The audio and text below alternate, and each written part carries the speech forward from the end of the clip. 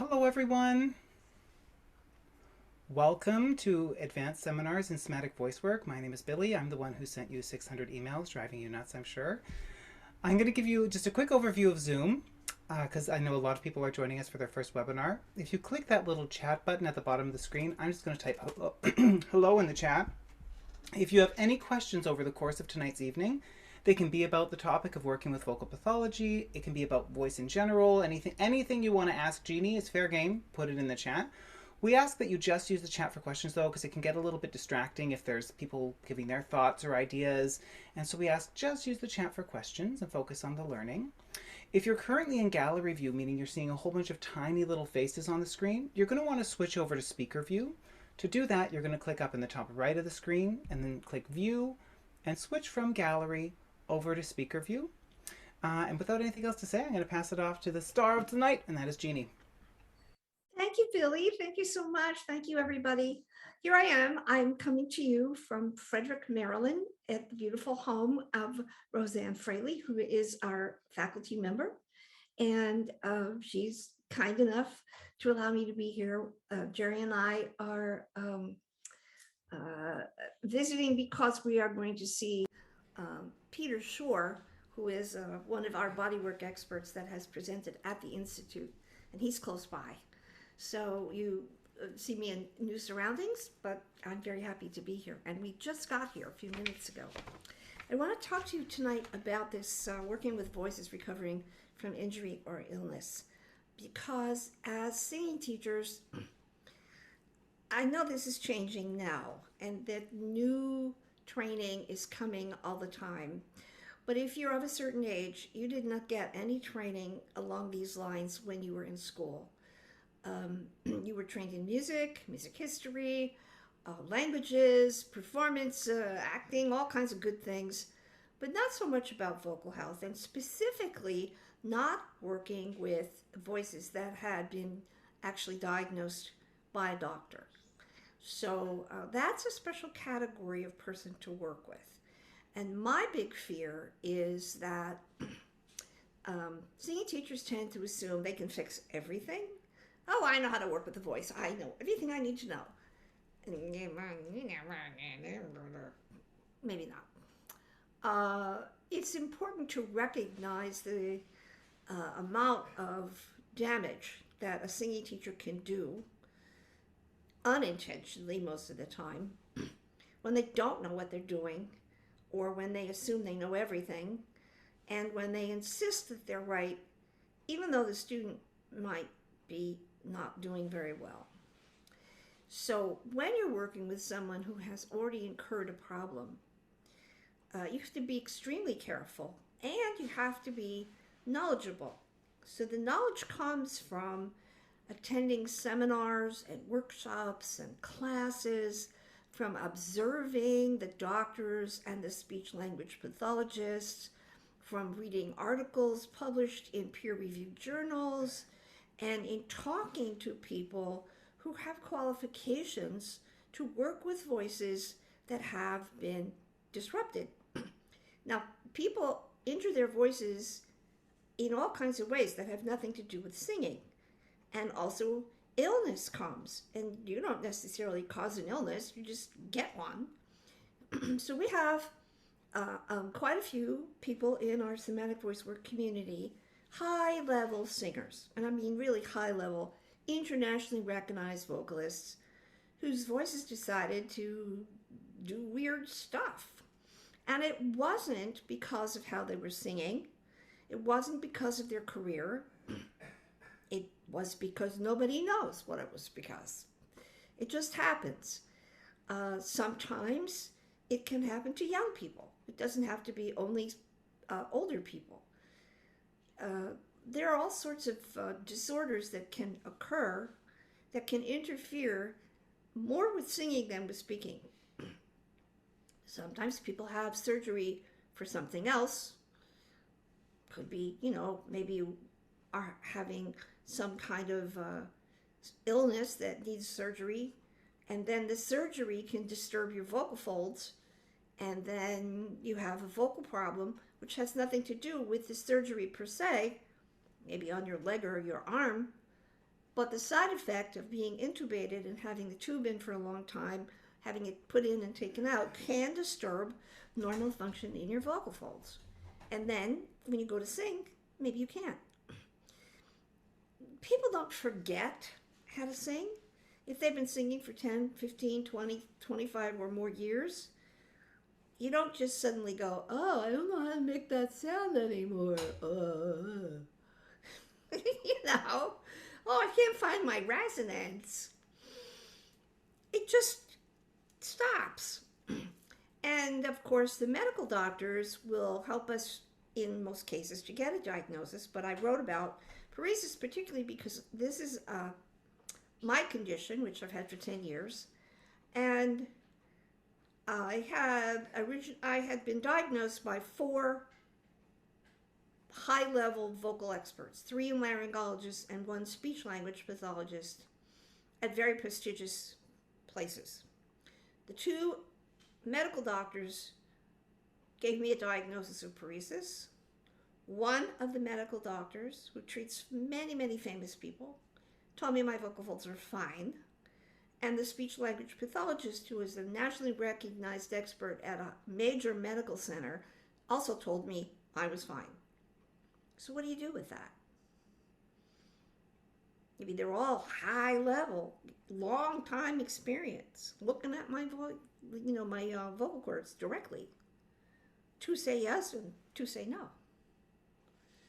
Now, fortunately for me, I know what I experience when I sing, and I knew when it went south, I did something wrong.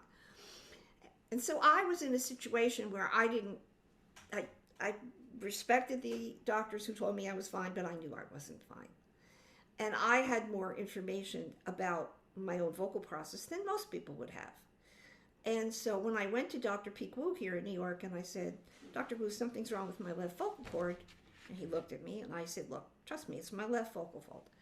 And he looked and he said, yeah, you're right. The left vocal fold's not vibrating normally in your mid-range. And, I'm not supposed to be able to give feedback like that, but I could feel it. Not so much the vocal fold, but the whole left side, right? So as you learn how you experience singing, you develop your own proprioceptive network of feedback. And if something intercedes and breaks that up, you notice. Unless you are a person who has sung just naturally all your life without any training and you don't pay very much attention to it, as soon as you have a major problem, you pay a lot of attention to it all at one time. So when you have someone who comes to you and sounds funky, and you do basic simple things like posture, breathing, relaxation, movement, registers, and the funky stuff doesn't go away, you have to say, what's going on here? And refer them to a doctor, preferably a laryngologist, but an ear, nose, and throat specialist, and somebody who has a strobe, which is a kind of light that you can see the vocal folds movement, or a speech-language pathologist who can visualize the vocal folds with equipment, who is familiar with vocal issues. Not all of them are. And then let them tell you, oh yeah, this person has X, some kind of pathology or illness, or not. And if the person had an injury many years ago, sometimes in later years, that little spot comes back to say, hi, I'm still here, ha ha ha ha ha. And it's like, oh, great. But those little signals about what works and what doesn't is why somatic voice work is about function. Function, function, function, function. Of what? Of everything. Not only what is the sound, but why is the sound the way it is, and where is the feedback, what kind of feedback, not just how does it feel, but specifically in what areas, in what ways do we feel, what are we perceiving as kinesthetic feedback. And when we talk about how does it sound, like, oh, it sounds nice. No, that's not helpful. Nice is not functional. Nice is aesthetic. we have to see based on the sound and the keyboard. Oh, I consistently go flat on this B. Wow, why is that? Because that's a register transition. It's a little mini passaggi. So you have to know, maybe this is a register issue. But if the person is consistently flat and they're a professional singer, and no matter what they do, they can't really sing on the pitch, be suspicious. Something else is going on. And so after you have worked with a person on normal function, like your students who have nothing wrong, and they work with you and they get stronger and better and they sing more and they have a great time, you may start to be able to encounter people who have lost some of their capacity. And it really is not up to you to judge, this is a good singer, this is a bad singer, this person hurt themselves. I mean, leave all that alone and only go with what the person is capable of right that minute, right in front of you. Because you don't know how it happened unless the doctor gives you that information. And it may be that it has nothing to do with how they sing or what they were singing. It could have something to do with it. That's something that you can investigate. Now, a normal voice, once it's functioning at a moderately high level, should be clear. Ah, ah, ah. Ah, ah. I'm having trouble. My little fry noise, that's the left vocal fold. It doesn't always want to go there. I have to really think. Hi, how are you? Oh, now it's clear. Hello. I have to go up a little bit more into head. Oh, hello, how are you? Then it's not so bad. But if I come down here, and then I sound like a valley girl. Oh, yeah, it's really cool. Yeah. Oh, wow. Yeah. But that's what happens. I'm not doing it. It shows up because the left vocal fold has that spot where it vibrates, and then at some certain point it goes like this, and then it goes back to vibrating again. So the high voice is okay. Ah, that's clear. And the low voice isn't too bad. Ah, it's just in that middle. Okay? Now there are all kinds of issues that can come up. So could be pitch issues, noise, that was mine, weakness, which means when you try to put some breath support, your throat cuts out. You can't get louder with breath because the vocal folds won't resist the air. They just go. So volume can be a real problem. And you can't do intensity without some volume. So the limits then are also on the kind of vowel you can do. You may not be able to sing a bright vowel because that takes a little more strength than a dark vowel. And you might have someone who is a very high level vocalist who has learned to compensate along the way and camouflages what's wrong very well. So basically, they don't know that there's something wrong, and nobody else knows, so they could still have a career.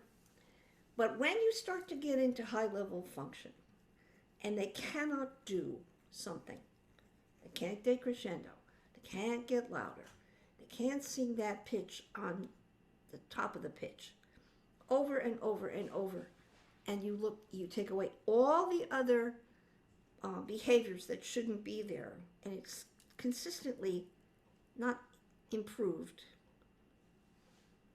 Be suspicious, right? So when I'm working with somebody, particularly in a circumstance where I've never seen them before, I don't know anything about how they sounded before, I don't know how they're going to sound when they work with me, there's a lot of unknown. There's a lot of what happens if we do this and what happens if we do that. The whole idea is that you try things that have a reasonably good chance of succeeding, and then you see. If it appears to be working, you keep going a little more. If it seems to start to fall apart, you stop. And this is why we have to know all kinds of different exercises and what they do, and how they work and where to use them and in what way to use them. This is why in somatic voice work you don't get a piece of paper with notes and syllables. You know, first you sing a 5-note scale on la, lu, la, and then you sing a 9-tone scale on e, a, u, a. It's useless. You might as well read the phone book.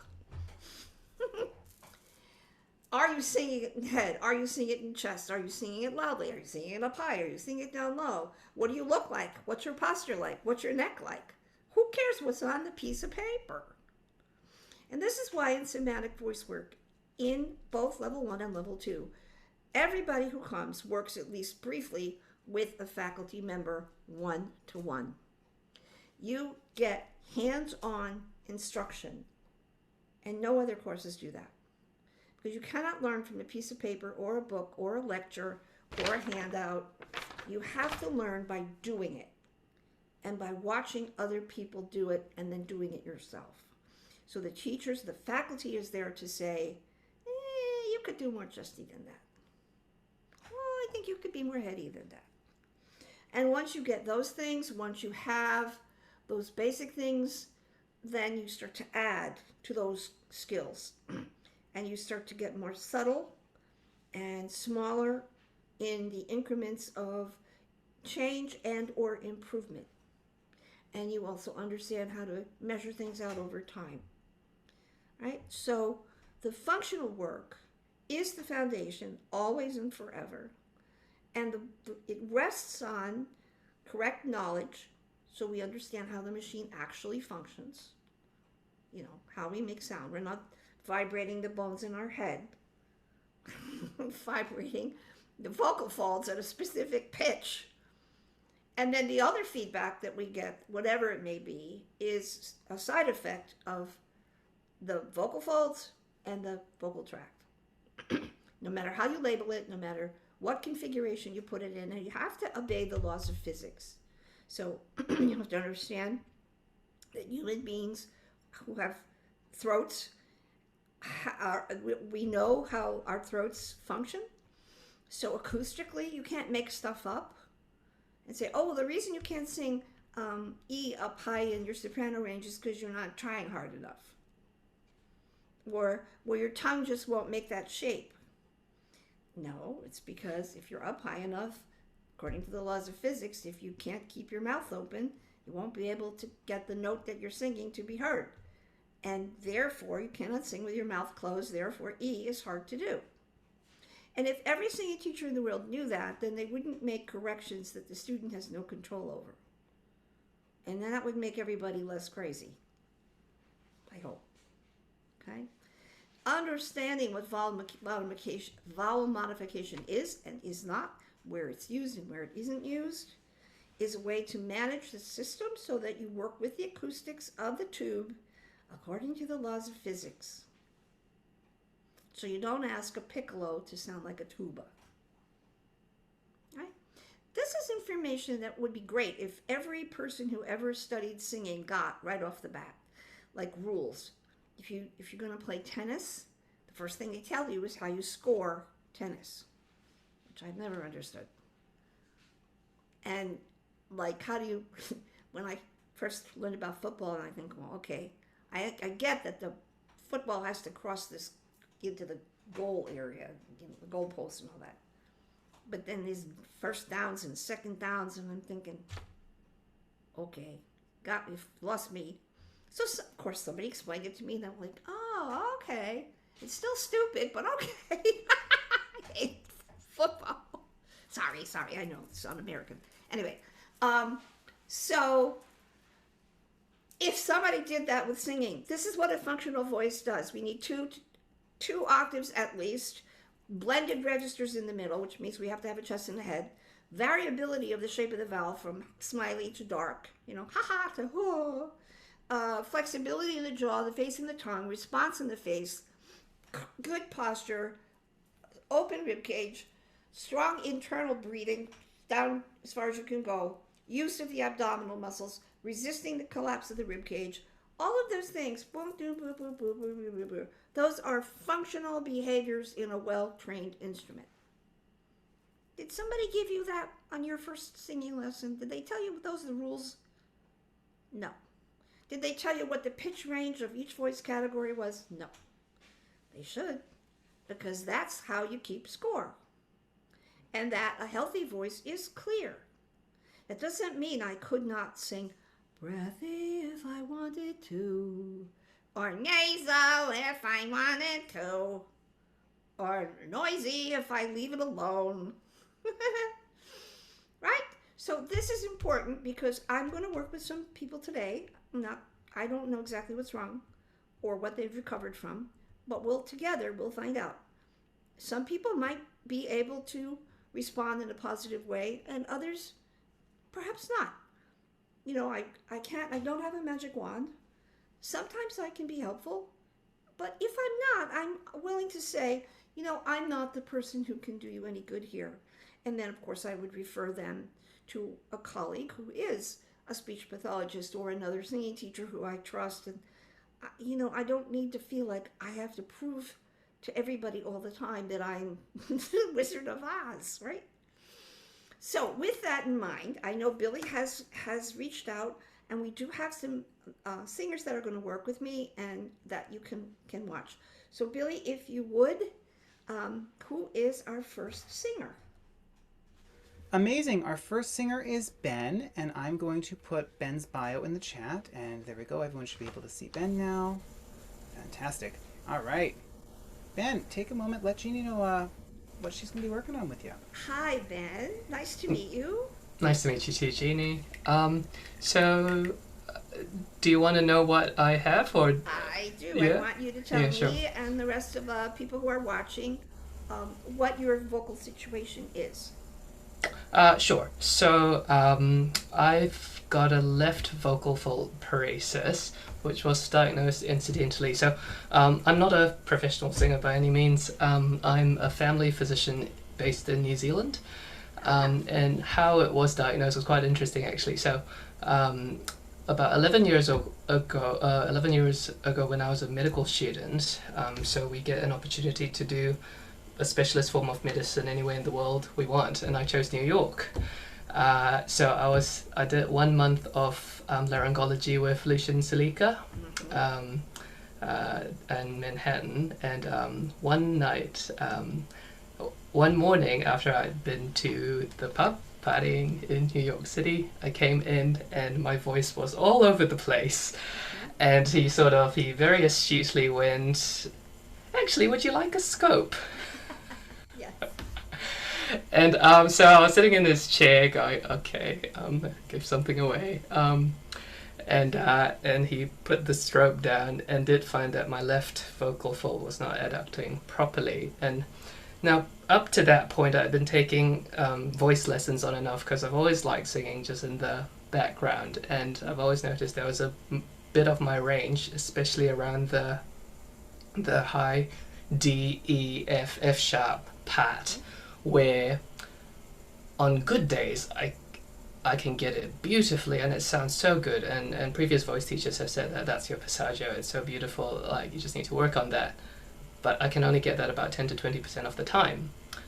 If on a normal day, if I try to hit those notes, I flip, I almost uncontrollably squeak or make very random noises. And sometimes it manifests in my own speech. Let's say someone tells me a joke and I haven't prepared my breath support, my diaphragm, but I just start laughing. It just goes, and all these weird sounds that I cannot predict just come all over the place. And it's most embarrassing when I'm usually emceeing or something like that. It's just like this random noise comes out that no one was predicting.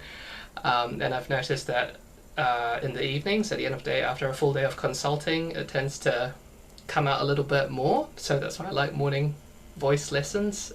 It's the morning in New Zealand at the moment, so hopefully it comes out today so you all can see, but sometimes it doesn't. But yeah, and it always comes out at the end of a song, especially around the bridge where things get higher, then it starts to squeak all over the place and I get really self-conscious and really nervous, and that sort of sometimes makes it a bit worse. Yeah. Well, okay, now first of all, Ben, it's okay if I talk about you to everybody that's watching? Sure.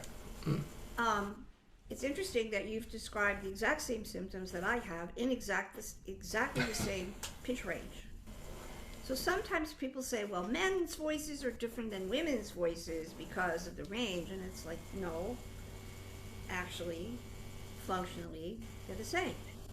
If we excise a larynx and we put it on a slab in the laboratory, and you walk in and you see this larynx, you don't know if it's a male larynx or a female larynx unless you are a doctor or an experienced looker, because there are small-framed men and large-framed women, and the size of the larynx might be a determining factor, but perhaps not.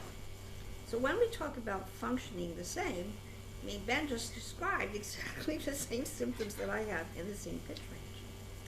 Now, the way that he has observed that at the end of the day it doesn't work so well, if he's tired it gives him more trouble, sometimes there's more noise, it's erratic. These are all the symptoms of somebody with a paresis, or a vocal fold weakness, or asymmetrical vocal fold movement. All those names are describing the same thing. And I asked Dr. Sulika, who is at the Sean Parker Medical Center at Weill Cornell Medical Center here in New York, and he's one of our highly esteemed laryngologists. I said, okay, Lucian, what's a paresis? And there was, Dr. Corey was there, Dr. Wu was there, because we have these meetings, And I got a very long and interesting answer, which basically was, well, it depends. And so that's because in the medical profession, they aren't yet really teaching that a vocal fold can be sort of messed up. They generally teach either they're normal or they're not. So this in-between place that's diagnosed as paresis is only diagnosed by some doctors as paresis. Other doctors might say vocal weakness, asymmetrical vocal fold movement, but it's basically the description of that as a symptomology is what Ben just said, okay? Now, Ben, let's see what happens if you just sing E, okay? So we're gonna do,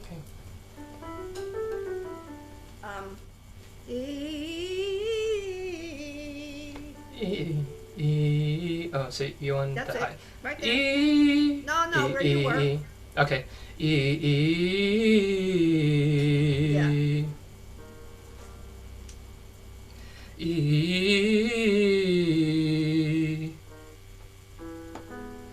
E. E. Good. E. One more. E. That was mostly for me. Now, do you have a falsetto? Yes, I do. Okay, so if I asked you to sing E, ooh, ee, can you do that? Yep. E. Okay, that's good. It's breathy. Can you make it clearer?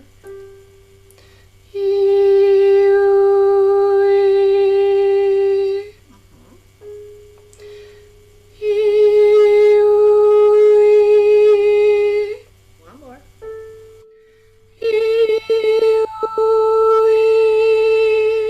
Okay, so it doesn't sound like there's a lot of effort in that. How would you rate that? Would you say it was really effortful? Less effortful. So I've always known that my falsetto is easier than my high chest voice, but I run out of breath quite quickly. So it's almost like I can do the ee, and then there's a point where I suddenly run out of breath and I just have to stop. I can't taper it Right. off. Right. Well, that's because the weak vocal fold, the paresis vocal fold, isn't closing efficiently, so the air just gets out. Yeah. And, that doesn't help your ability to do breath support at all. Okay, so now you probably already know that the strengthening exercises are the closed ones. So they have a name now, they call them semi-occluded vocal tract exercises. And we use straws, we use tubes. We used different kinds of things. But before we used all that, you could just make a small space between your lips. So it would be like this. So I would like you to try back where you were in the lower pitch range. Down there. So just stay there and keep doing that.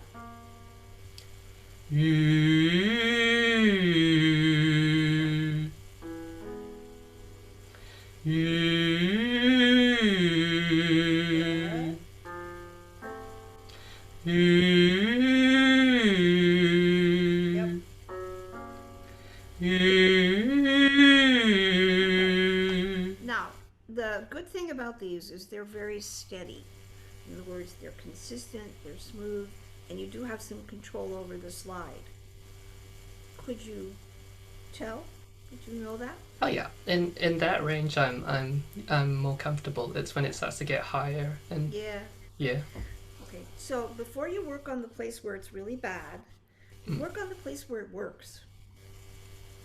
Okay? So this is true for everybody. And we don't want to fix what's wrong. We want to build on what's right. We want to work with what's there that works and nudge it to do more work. Because then, if we're lucky, that makes the thing that's wrong disappear. Okay? So these are steady and consistent because they're closed. And so we're going to wait for the buzz here. Wait for the buzz means you just keep doing it over and over and over so that it has a chance to sink in, both mentally and physically. So then those are good. Let's go little by little, a little higher. So now let's go from to here. So this is on the bottom. This is F. But you do yours an octave lower. Okay.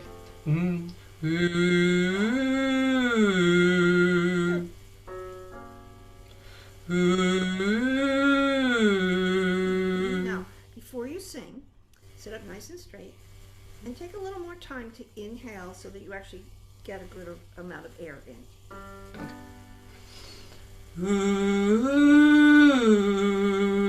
Right, and then release what's left and inhale again.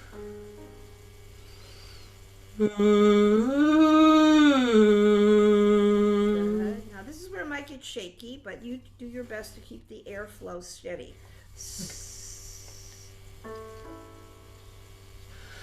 Yep.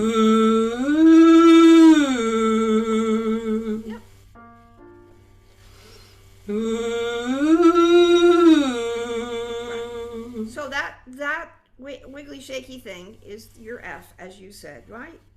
Yeah. That's where it says, nah, I don't want to stay here. Yeah. And So- I usually have to like tweak it, and sometimes it works and sometimes it doesn't. Yeah. Well, the goal here is to get what we just did to behave a little better. Because if you sing a more open vowel, it's only going to get worse, not better. So let's do, let's go a little closer here and just do.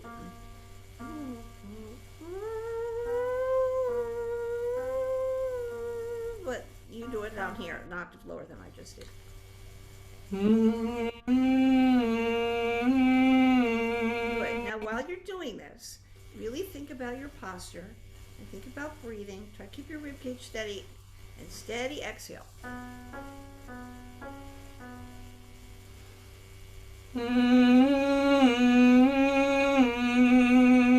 good. One more.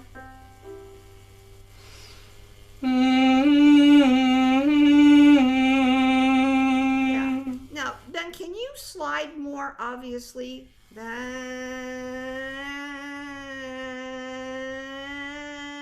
not that slow, but really more slidey between the notes? Sure.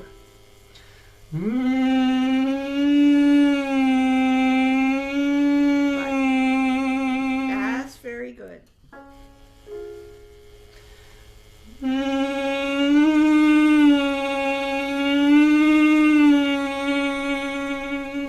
one more. It might crack. It's okay if it does.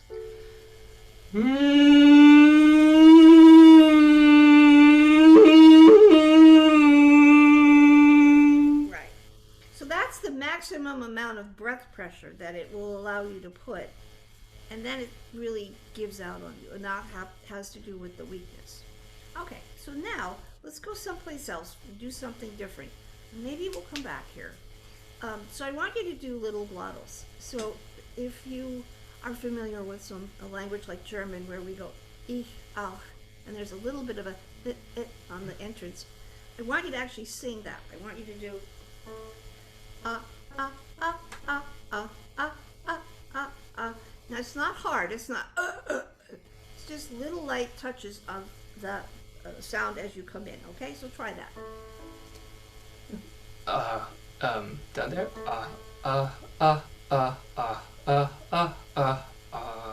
Yeah, I know that's very low, but that's okay. Keep your mouth open.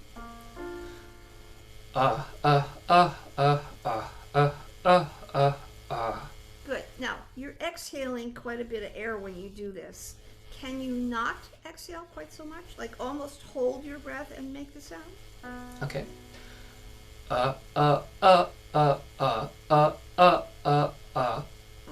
Now, how gently can you do what you just did?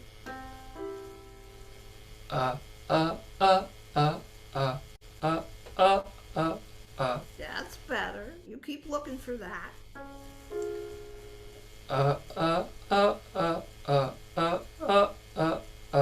Good. Now, even though you're not using a lot of air, I still want you to sit up and take a good breath. Sorry. Breathe.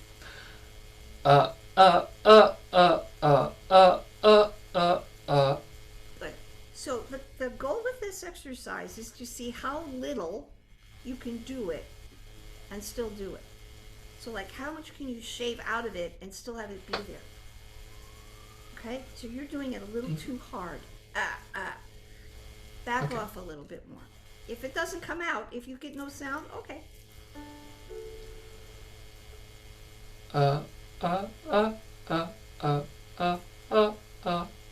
Yeah, that's very different, right?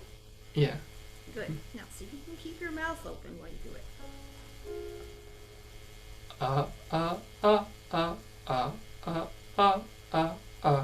Good. One more.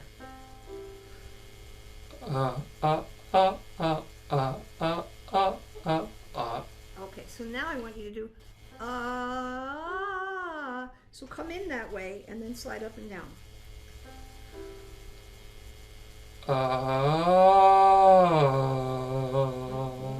Keep your mouth open.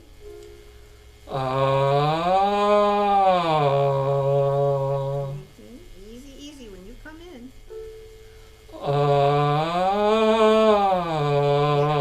So that's the first one that really hit the target as perfectly as possible. Can you find that entrance again? That's the one we want.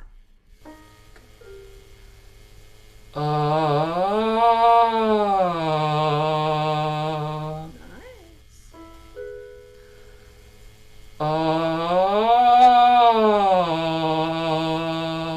Good. Now, it would be nice if I could get you to exaggerate your a little more so that the was a little more on the scale of surprise. So see if you can make that and do what you just did.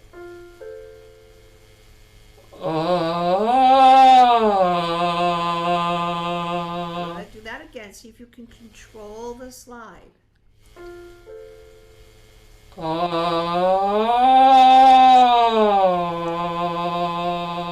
see, that actually did all the various particulars together. And so my goal is to get you to know, what did you just do? How did you get yourself there? Let's do it again. Okay, but I lost that nice surprised Okay. Yeah,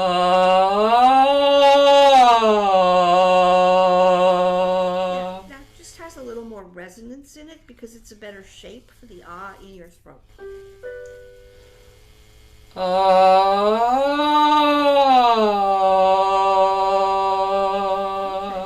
So those are good. What do they feel like?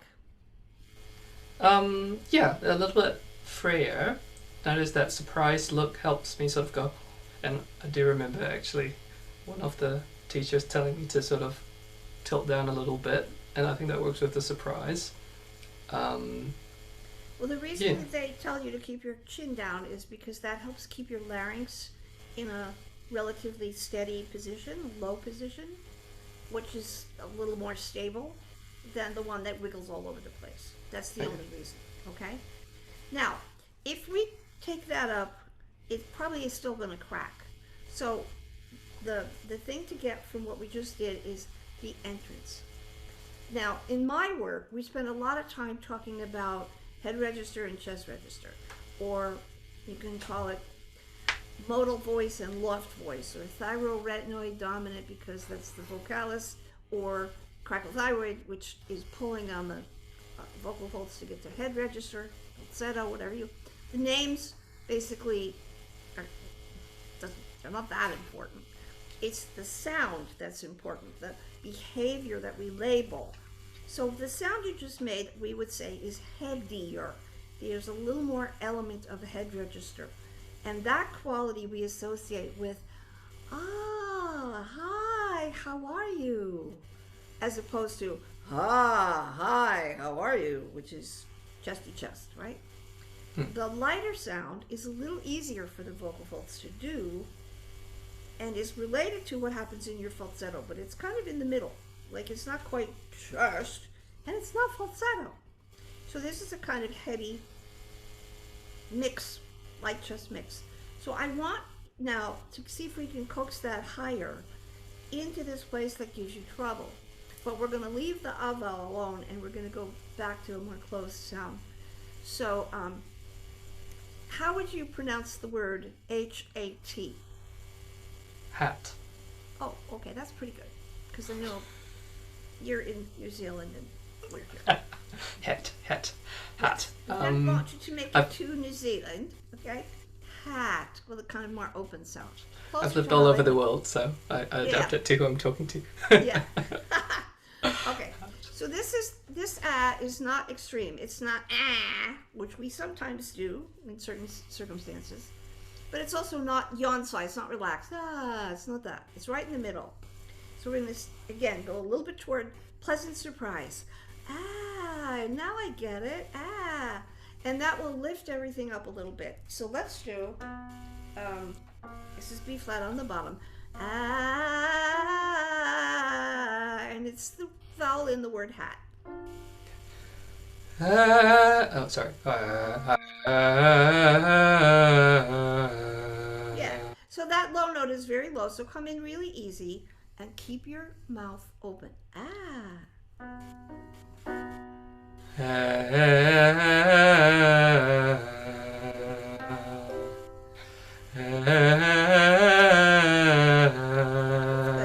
Now, just in this exercise, I want you to actually lift your head up a little bit because that's actually going to let your larynx come up instead of go down. So we're just going to think, like you're surprised.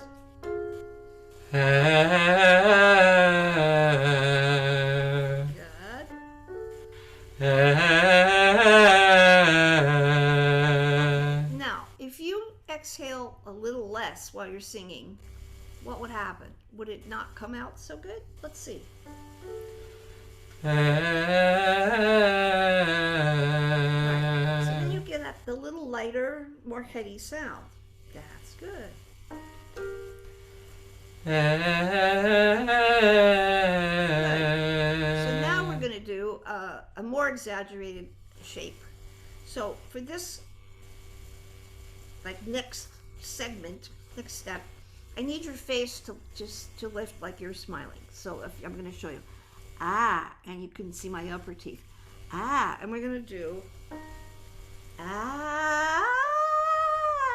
so you're going to go right up to that place where your throat is not happy, okay?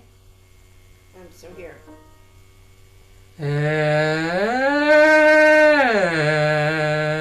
Good. And just look up. Don't worry about looking at the monitor. Okay.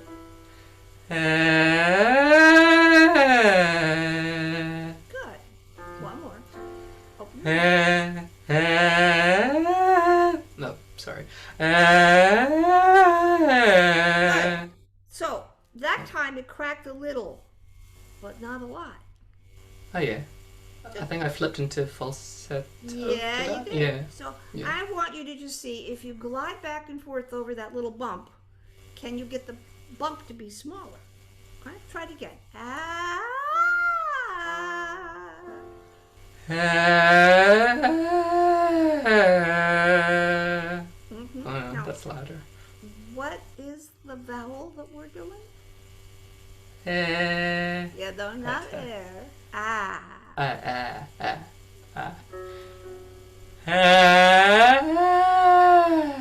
Good.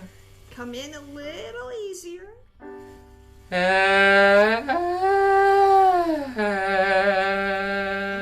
Good. One more. Keep your mouth open.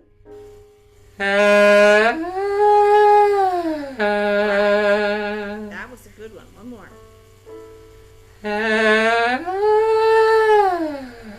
Keep your head up.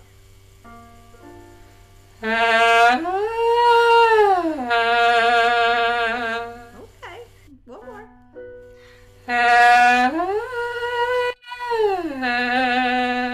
Good. Now I'm being picky here, but it's important that you take the time to actually inhale a reasonably decent amount of air, even though I'm asking you not to use it up. If you do, and you sing, and most people, that is what they do, and they sing. It's different than if you do. So I took in a lot of air, and then I'm still coming in very gently. So that's a different kind of control.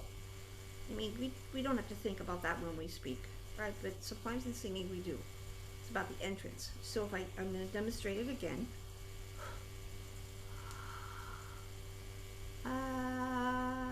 So I actually have the capacity to take in a lot of breath and just literally exhale like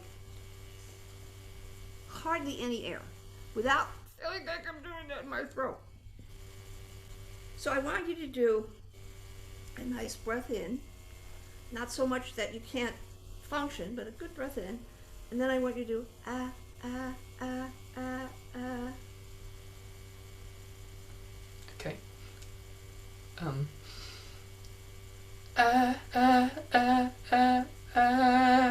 Excellent. Now let's go down a half step. Ah, ah, ah, ah, ah.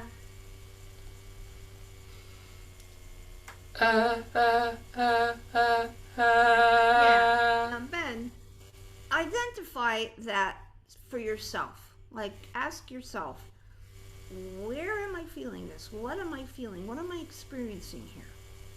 How would I describe this to myself if I had to write down what's going on? There's no wrong answer here. This is a subjective evaluation because what you're doing is really good. Could you do it again? Okay.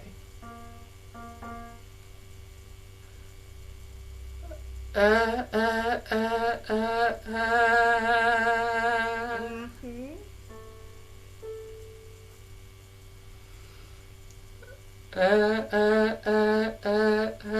That's right. Try to lift your head a little bit. Now, if you slide up and go toward falsetto, what do we get? Ah, ah. See if you can go up to falsetto, okay? Good. Now, keep the first note in that nice clear place and slide more slowly. The idea is that we don't want you to exhale any more than you need to, okay? Good. That was good. Yeah, one more. Good.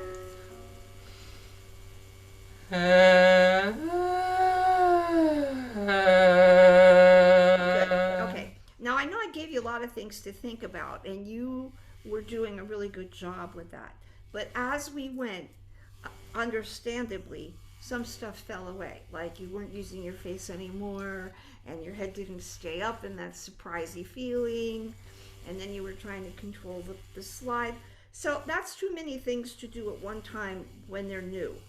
But each one of those is something that you can practice, which will give you a little more control over where these vocal folds go or don't go. Okay? Now, when I was working on myself, I did a lot of closed stuff fairly loud.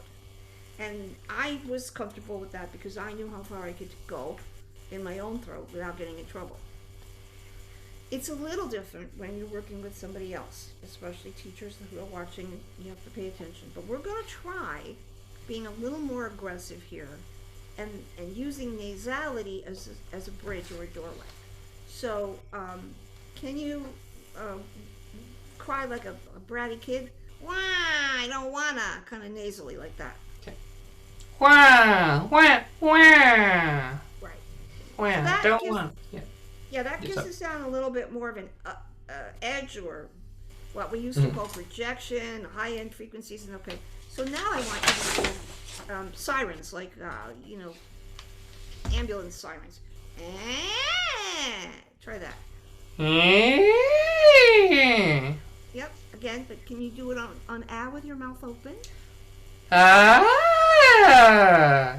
Now notice when you did that, the blurb, the little blip, was smaller.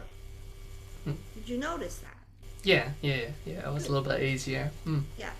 So the goal here is to create this as a track between your brain and your throat.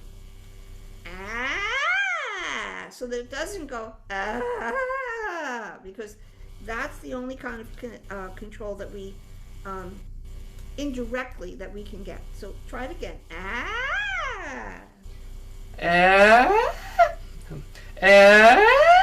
Good. Now, can you think a little more about that entrance so that you're going to breathe in, you're going to come in as gently as you can, and then be nasal. It's Okay. 3 things to do. It's a lot. Gentle glottal nasal. Yeah.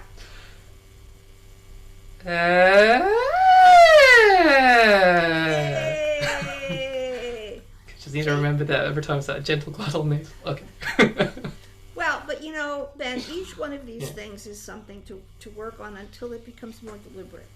But the Yeah. thing is that we've now coaxed out of your throat a much more functional response in the place where it's the most dysfunctional. Yay! Yay. Now, does that mean you can turn around and sing a whole song there? No, it does not. But does it mean that it would be possible if you could get into this track, you could get so that you would have a more reliable sound? Yes, that's what it means. So here, in this place, right where we are, okay, so that's not perfect, but that's better than I had when I was first diagnosed 10 years ago. What you just did was very musical and had resonance. It was nice. And the brassiness factor, the can be mitigated later. So I want you to try one more time to slide from low, up, go up, and just come in carefully. You do that. Oh, sorry. That's too loud, right?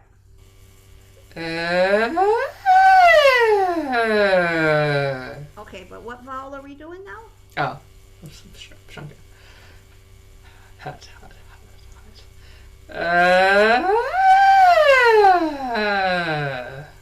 Okay. What do you Lost it. what do you think of that?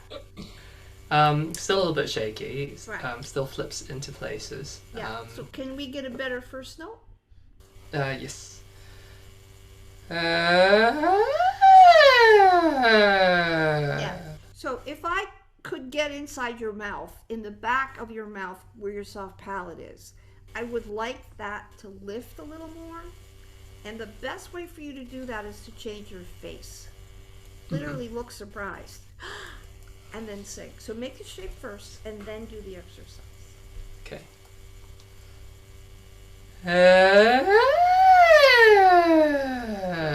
So the better vowel actually cracked less. Yeah, true. I thought I came in a bit too breathy there, but that Well, a was little okay. bit. But this Little is bit, trial yeah. and error stuff here. Okay. Sorry. Let's have it. Sorry, I keep on thinking which accent I'm thinking in. Yes. so that's your homework. Your homework is Okay. do this over and over and over and over. But I walked you into this place with the whole, whatever it was, 20 something minutes worth of getting you over here and then getting you over here and walking this and walking this and walking this until we find. I didn't start with this because it wouldn't have behaved this well if I had.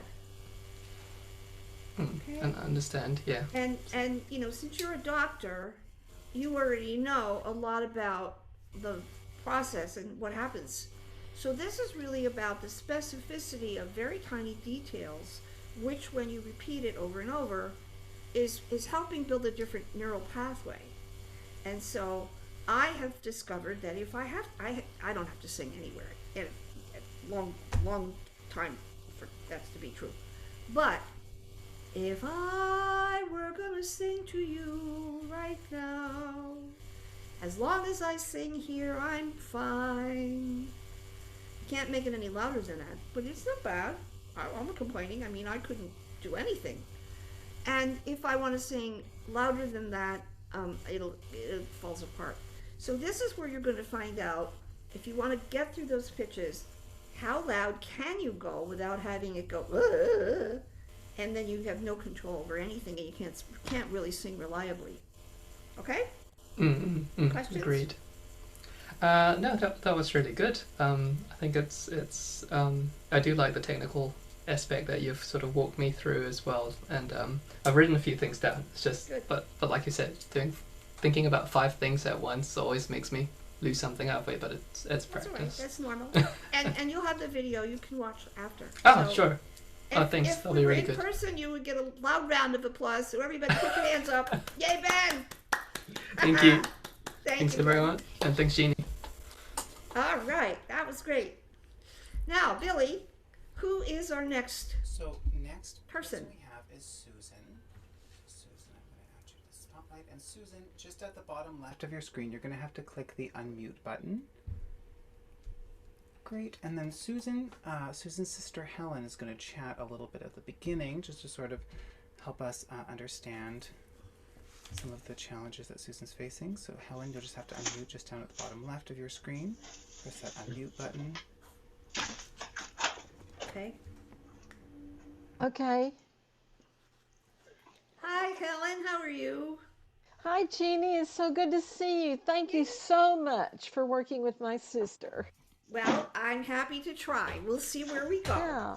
Tell us a little bit about what her situation is. Well, gosh, it's hard to describe. She is working. I'll just tell you where she is now, Yeah. because I'm not totally familiar with the whole journey. Okay. She's now working with and Susan, correct me if I make a mistake.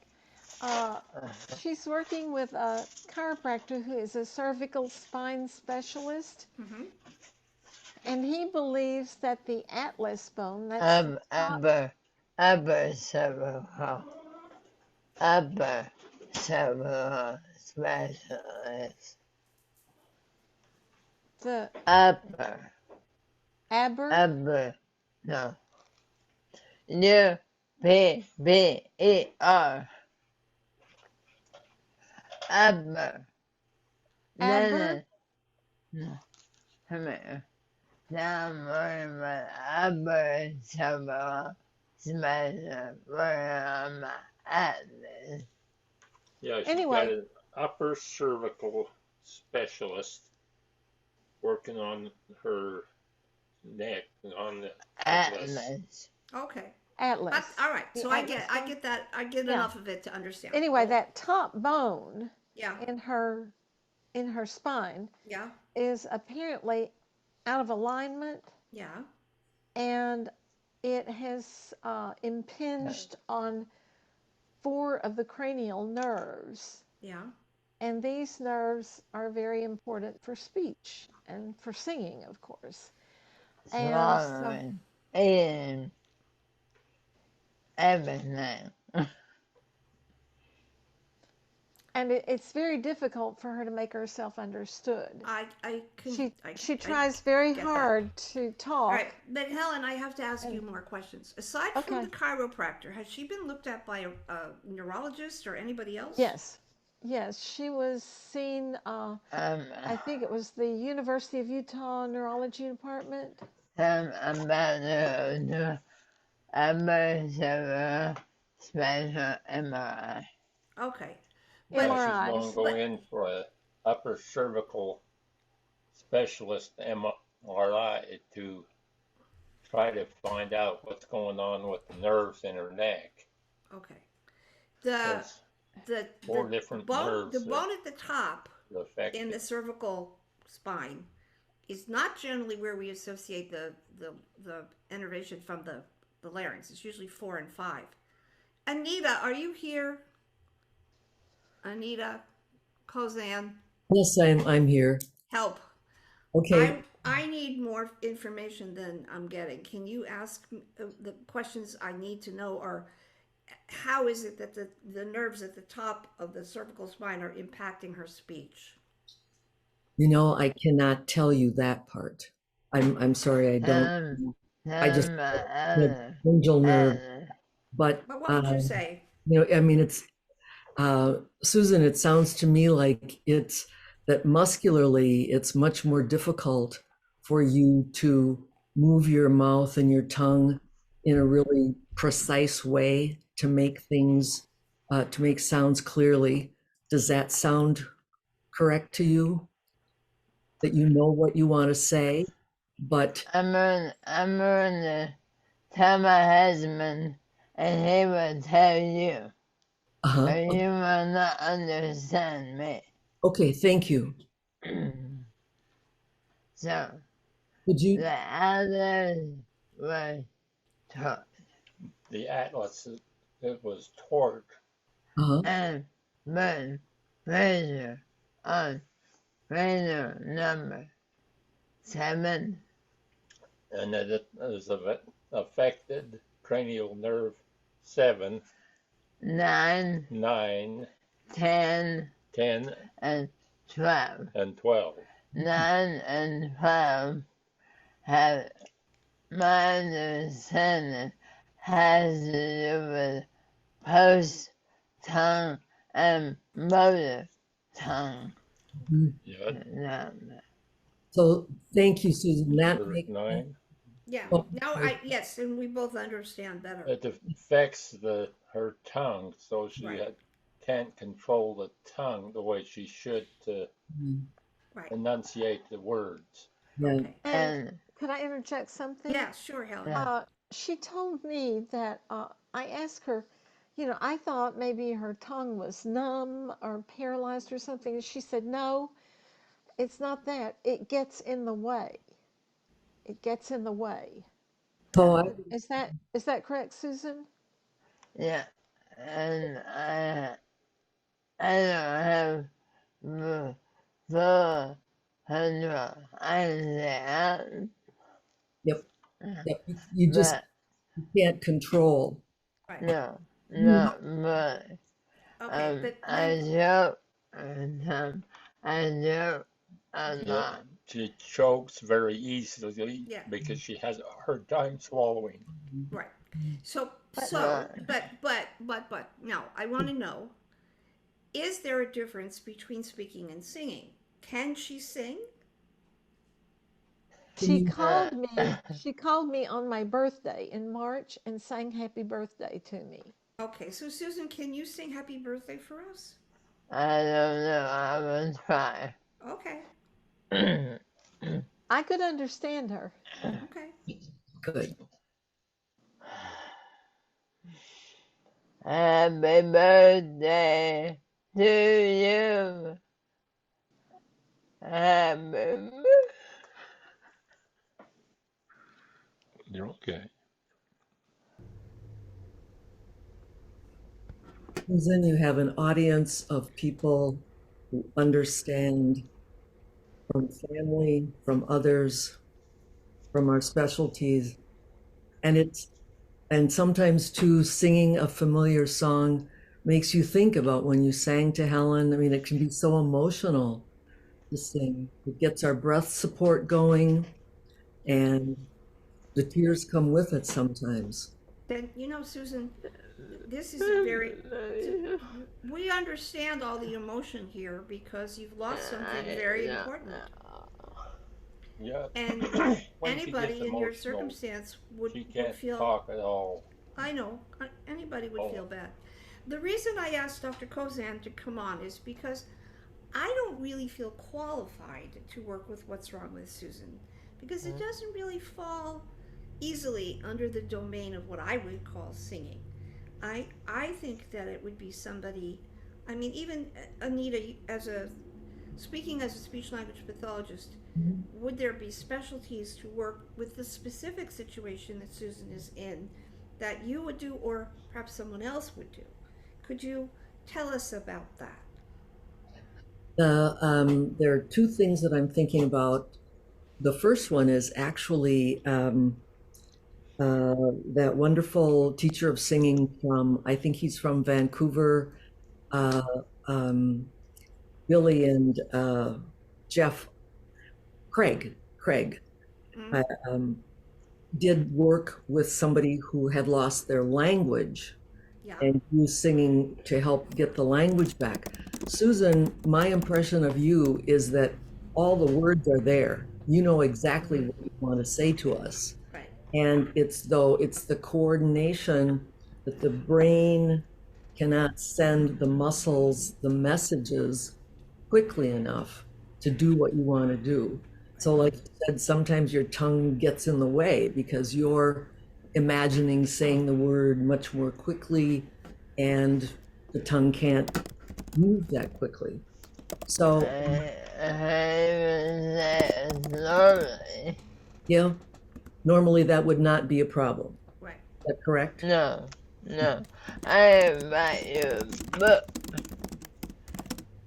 I could write you a book, I think she said. Oh, you. Yeah. Yeah. Yeah. Now, It's all up there. Yep, it's all up there. Oh, Has she worked, Helen? Maybe Susan, you could answer this directly, but have you done any work with her, Helen, using her head register? Can she find a head register? I haven't worked with her voice yet. I want to. Mm-hmm. No, I have not. Okay. And she did work with a speech therapist for a while. Yeah. And they gave her a lot of exercises. And one time she walked in and she said, I feel like this is not doing any good. It's boring. It's repetitive. I just feel like it's not doing any good. And the guy fired her right then and there. She was just having a bad day. She wasn't quitting. She was just frustrated. And he just discontinued working with her. And I only had been 3 weeks over that 4 to 6 months. Okay. So, I think that the place to start, if I were going to do anything, I probably wouldn't, because I feel like this is a little bit outside my realm of where I feel to be helpful. But the first place to start, Helen, if you work with her, is to see, can she make some kind of sound that's not down here like this? Because if we could get her out of there, that would be helpful. Susan, can you change pitch enough to go up high? Can you go woo at all? Will that come out?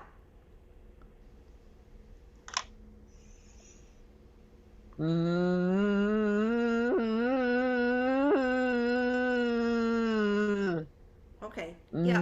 But Susan,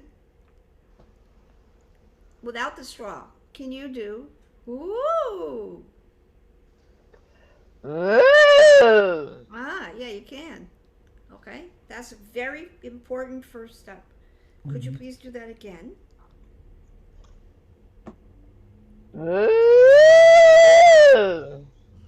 That's pretty loud up there. Do you have control to go back just to the high part? Woo! Yeah. So if I ask you to stay there, and just spend a little time there. Can you make a musical pattern up there? Any kind of pattern? Just a few notes in a row, but up here?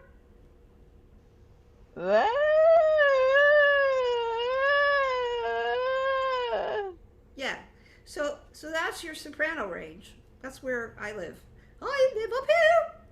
So that gets you up out of the position that your vocal folds were in, and maybe, we don't know yet, but maybe that does do something a little different in your brain.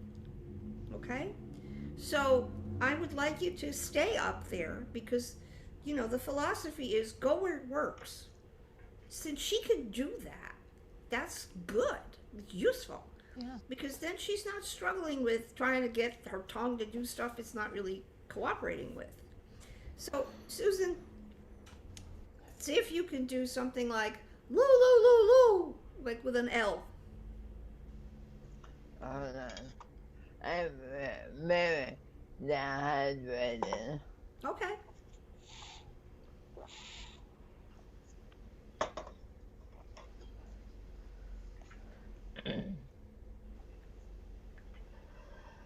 La, la, la, la, la, la. Good. Okay. Now, the next thing is before you do that, sit up straight and take a nice deep breath. But just the same exact thing you just did again. La, la, la, la, la, la. That's good. That's good. Okay? Now, that is some kind of control over your voice, over the sound that you don't have in that other place. So this would be Helen, this would be a place to explore slowly and carefully. And Susan, I would invite you here to do this with the most childlike, playful little kid kind of attitude. In other words, without regard at first to whether you're communicating something. Just make the sound for the sake of making the sound, like a little kid would.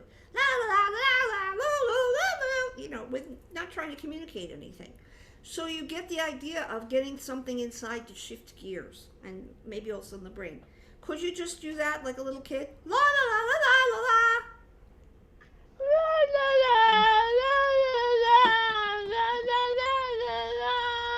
Yeah, good.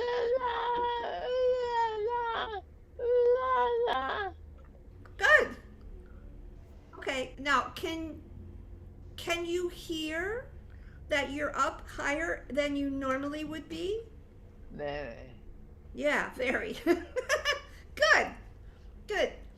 The point here is to not go directly for language, even though I know that's the goal. This is to say to yourself, okay, the connection is not working, but some other kind of connection is pretty much working.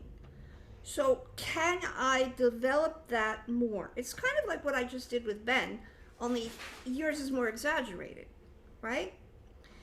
When you did that, did it feel uncomfortable? No. No, didn't sound like it either. Okay? So I'm going to ask you to do one more time the same thing. La la la la la la la la, random. Just any old thing.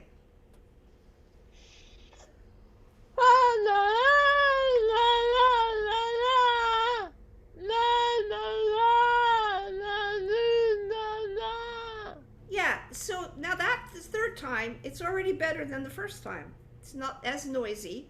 It's more consistent. I mean, Helen, can you hear that? Yes, I can. Right? So now, I have not heard that before. hey, All this happened. that's wonderful. Now, the next thing is if you were going to do the sound that the pigeon makes. Ooh, ooh. Can you do that? You have to make your lips into an oval shape. Woo, woo. See if you can do that. Woo, woo, Yes, very good. Very, very good. Good. So since you can do that, try to just go up and down a little bit, right there. Woo, woo, woo, like that.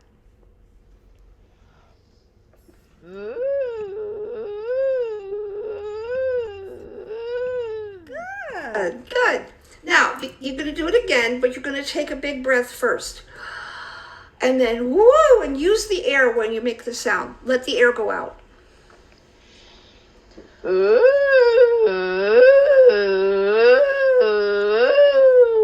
Good. Now, you're going between your chest register, your normal speaking register, and your head register. Ooh, like a yodel. Ooh, ooh. Can you leave the low stuff out and just do the high? Woo, woo, woo.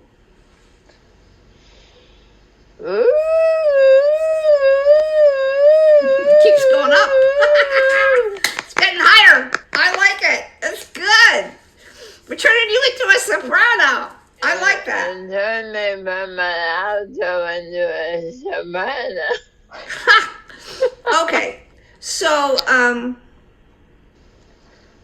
what if, do you think you can hum? Just plain hum with your lips together? But up in that high voice? Try it.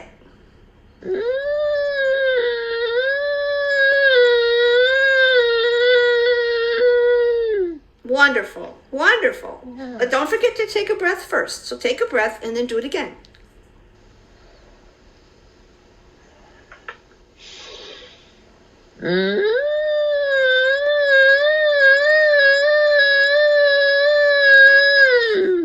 Yeah, your voice is very happy there.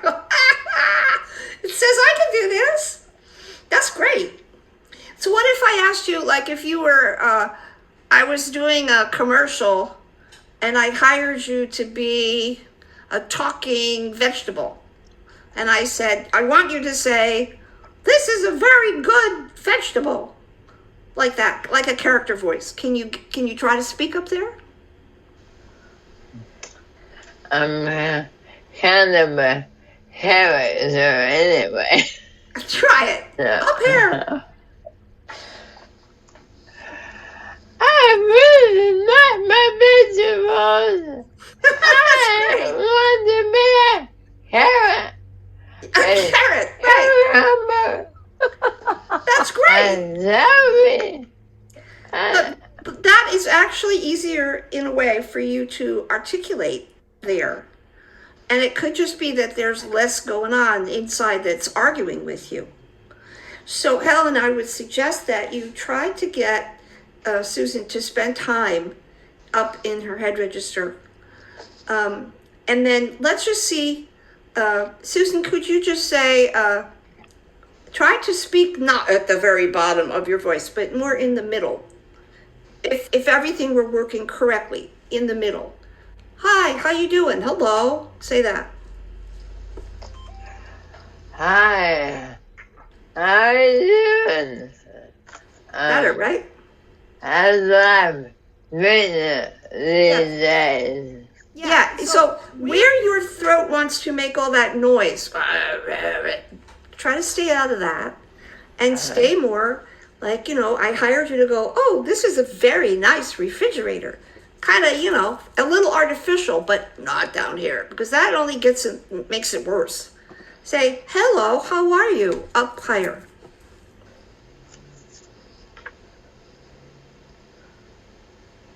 You have something to say, Mary? Hello, how are you today? That's better. How are your vegetables growing? That's excellent. That's wonderful, Susan. Honestly, that's a lot of change in a very short period of time. It is. What do you think, Helen? Let me interject something from the history. She was, as a teenager, I think a cheerleader, I believe. Isn't that right, Susan? Yeah, she was a cheerleader. And she went to football games, and she screamed a lot. And probably did some damage. And she thinks that she ruined her voice. I mean that's what she told me years ago before she had this problem. and her voice was very low and a little on the hoarse side. And then this problem occurred, and that just made everything worse. Right. But she already had a problem. Yeah. Well, I mean, yes, I went to football games and I was a cheerleader and I screamed and I lost my voice too. It can come back. The more important thing for now, for just this little tiny window, was that in pulling her voice up into what we know as head register or a lighter quality, and spending time there, I made her stay there over and over. That even when she went back to speak in the voice that she had been using, she had some options and they actually worked better. And I could understand her. Yeah. So, and I was talking to her on the phone this afternoon. I couldn't understand anything she said. So all we did was we just kind of went from here. We went like to here. We didn't go far away. But just even that is already something that's, you're not wasting time. You're not just blowing on a straw for no reason. So Susan, you're going to need patience, but you might be able to find a way to get more results than you have been by going in a direction that you would probably not think of. And this was very effective. And I have to stop now, but I really thank you very much for volunteering. It was very brave of you. And Helen, now you've got some good ideas that you can help her. I've taken notes. We thank you so much for having the courage to do this. Don't give up. Don't give up. We're all saying to you, you can do it. And I got to thank my dear, beloved, wonderful colleague and friend, Dr. Kozan, for her advice and guidance. This is why we do collegial work. We ask our colleagues for support and help. Okay? Big applause for Susan and Helen. Thank you. My motto. Yeah. Oh, I like that. Not anymore. My motto is Good. I can do hard things because that's what I do. I can do hard things. Put one foot in front of the other. Good. Put one foot in front of the other. I have hard days, but I put one foot in front of the other. Was that it, Susan? I do hard things because that's what I do. I do hard things because that's what I do. Yes. Yes. And I told her this afternoon, I said, don't give up, don't quit. And she said, I'm not a quitter, I'm a Woodson. That's right. Right. That's right. Jeannie, Yes, I Anita. just want to reinforce what you did. Dr. LaVetri, honorary speech language pathologist. The other thing that you did, taking her up to head voice with, more vocal fold tension. The good news also was that you increased her breath support. Right. And that is what we do with people who have weak muscles, tongue, lips, face. When they are using more breath support, they get clearer articulation. That's with Parkinson's and other kinds of illnesses. So wonderful work, Susan, Helen, Jeannie, brava. Would more work with the SOVTs be good? Only just if they do the work that Jeannie was demonstrating here. Yes. Okay. Yes. Thank you so much. You're so welcome. Thank you so much, Jeannie. I cannot tell you how much I appreciate it. Our pleasure. And thank you for sharing. That's what we're here for. This has been wonderful. It's like amazing. Good. Good. Thank you so much. Check in with us in a few months and let us know how Susan's doing. Because I know Okay. she's going to get better. She is. I told her she would be singing again, That's right. That's right. and she will. That's good. Thank you. Thank you. All right.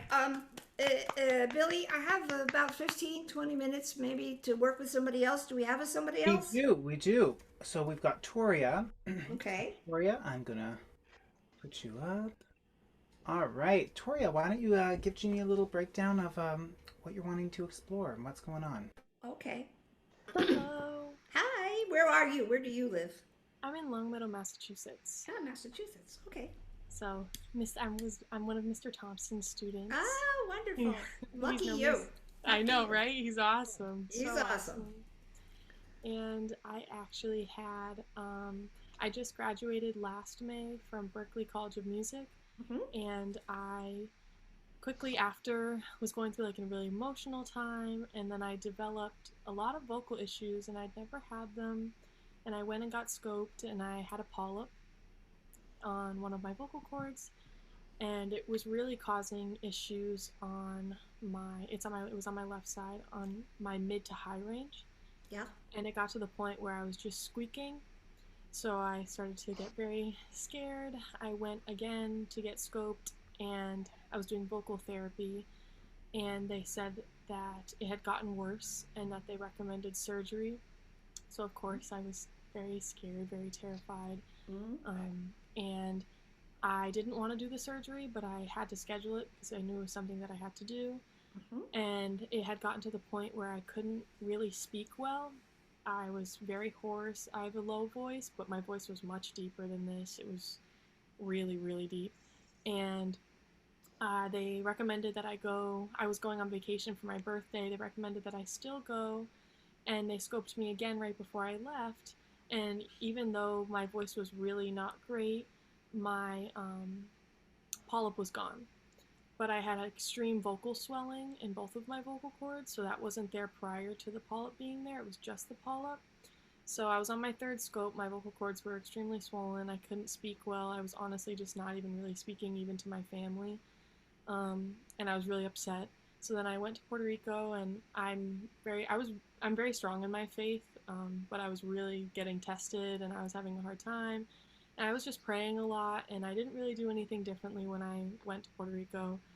And when I came back, I felt a lot better. I was trying to just like meditate on the beach and just relax and really pray to God to take it away. And I eventually came back from Puerto Rico the week after. I got scoped, and they said I was completely fine, that I didn't need surgery. They canceled the surgery date. And I was like, it still makes me very emotional because I was very, very just stressed about getting surgery, but also I didn't know what to do. So that was where I'm at now. Well, that's amazing. That's great. So you actually had a healing, a real healing. That's fabulous. All right. Well, so you're in very good hands with Peter. I don't think there's anything I'm going to tell you that he's not going to tell you. But why don't you sing a little bit, and we'll see where you are. Why don't you do E at a comfortable volume?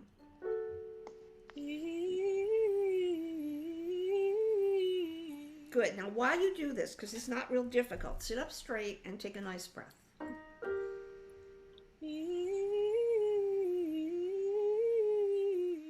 Good.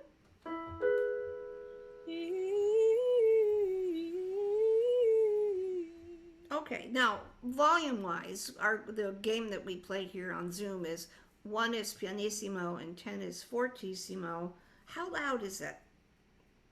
Oh, it's like a 2, 3. 2. Okay, so I want like a 5. Okay.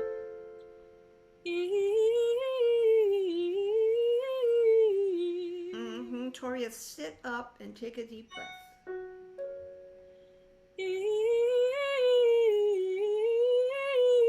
That's it. That's where I want you to go.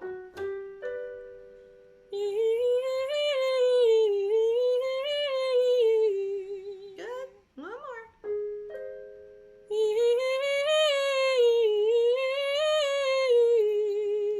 Okay, now do ooh instead of e.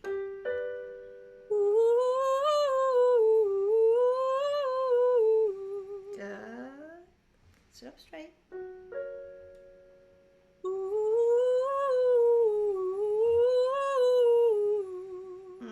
One more.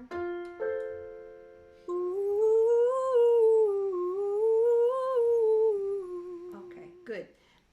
What kinds of stuff do you sing? Are you jazz, R&B, pop? What do you sing? That's actually all that you just said was what I sing. Everything, Jazz, okay. R&B, pop. Okay, and when you were at Berklee, did you study with anybody there? Yes, I studied with Tom Baskett. He was my private instructor for a while. I studied under Rodney Alejandro for songwriting, Pat Pattison. But did you have, were they your voice teachers, your singing teachers? 2 of them were songwriting, one of them was my vocal coach. Okay. Because I know we have a lot of somatic voice work teachers at Berkeley.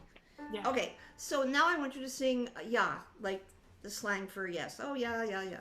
Yeah, yeah, yeah, yeah, yeah, yeah, yeah, yeah, yeah, yeah. Yeah, yeah, yeah, yeah, yeah, yeah, yeah, yeah, yeah. Good. I'll pay you extra if you sit up straight. Yeah, yeah, yeah, yeah, yeah, yeah, yeah, yeah, yeah. There you go. Yeah, yeah, yeah, yeah, yeah, yeah, yeah, yeah, yeah. Mhm. Yeah, yeah, yeah, yeah, yeah, yeah, yeah, yeah, yeah. Good. Yeah, yeah, yeah, yeah, yeah, yeah, yeah, yeah, yeah. Mhm. Yeah, yeah, yeah, yeah, yeah, yeah, yeah, yeah, yeah. Right. One more. Yeah, yeah, yeah, yeah, yeah, yeah, yeah, yeah, yeah. You hit my weak spot. Well, I mean, everybody's got that, you know. It's where it is. Don't see. That's where it shifts gears. So far so good, Torian. There's not a lot of issues here. This is mostly for me. I just want to see what happens if your throat happens to deal with this ah vowel. Can we have you do an octave? Take it easy. Don't do 5 or 6 is enough volume. So sing that for me.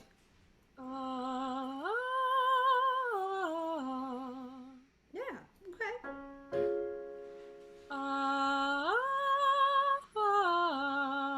Good. Can you slide more both up and down?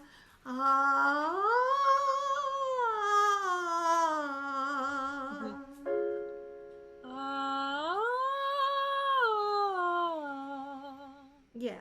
Now, the high note ah vowel could use a little help. So that it gets a little bit more active inside.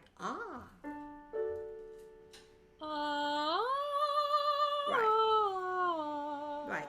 That's more deliberate, but it also sounds better.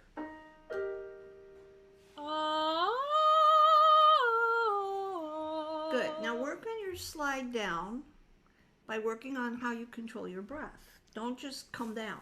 Make yourself sing down.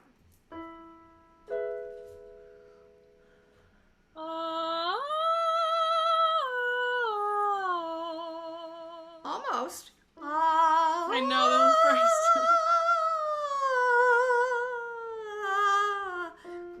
Can I talk about you for a minute to them? Yes. Teachers, I cannot tell you enough, millions and millions of times, the slide is important and it has to be done so that it's deliberate and under the control of the singer. And most young people or older people who are beginners are not so good at controlling the slide. The amount of volume and the evenness and then the interaction with the vowel has to be guided, right? Because is sort of a waste of time.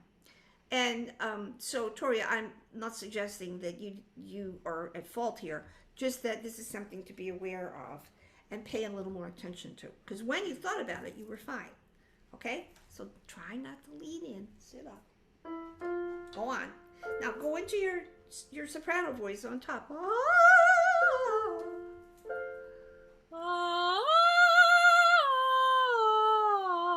Okay, the slide down was great, but the slide up wasn't there. Do it again.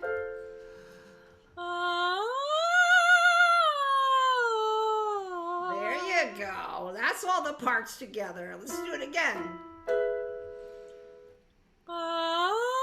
Oh my god. Oops. It's okay. Do it again.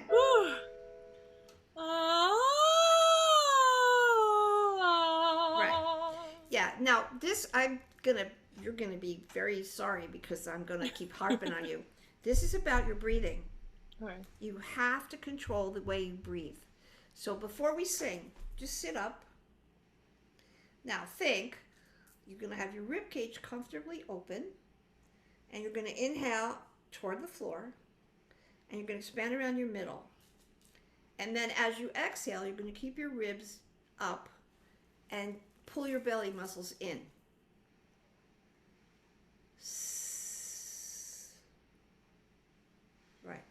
So what you have to control here is the ribs, which is the intercostal muscles, and the relationship of that part of your body, your rib cage, to your abdominal muscles. So your ribs stay comfortably lifted and open, regardless of whether you're inhaling or exhaling.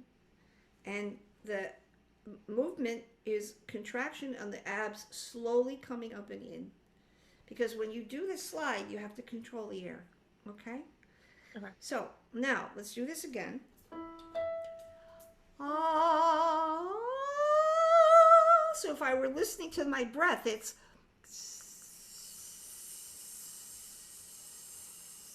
it doesn't change, just the shape of the vowel changes. Okay. So you see, that's fancy stuff. Let's see if you can do that.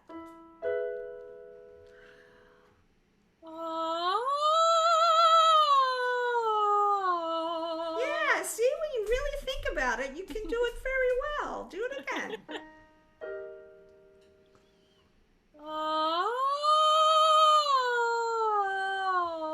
Right. One more.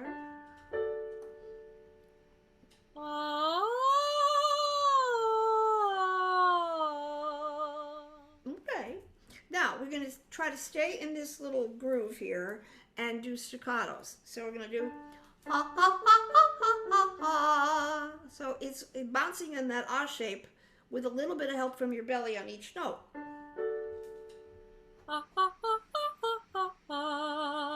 Nice. My favorite is staccato. Well, these are hard, Toria. Don't worry if the pitch wanders around or it cracks a little bit. These are very difficult to do accurately, and we got to do them anyway. So you're fine. Yeah,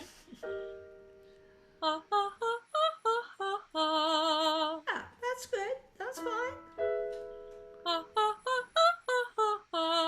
Good. Now don't shortchange that inhale. Take the time to get air.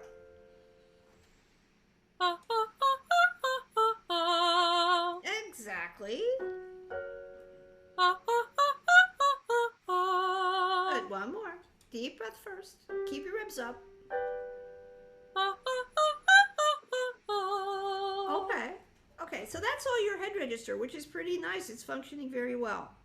How about we'll go down a little lower and we'll see what happens in the middle, because that's always the multiple choice place. Just do a little bit in the low pitches in chest register, but not real loud. So, this is still about a 4 or a 5.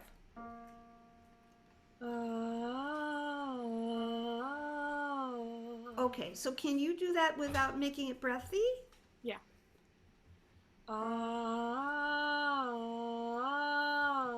Good. Now.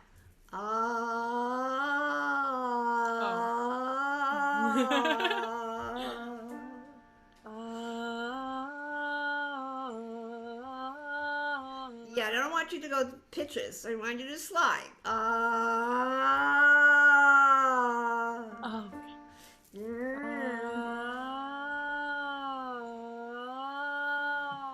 Oh yeah, you got to think about that. That was good.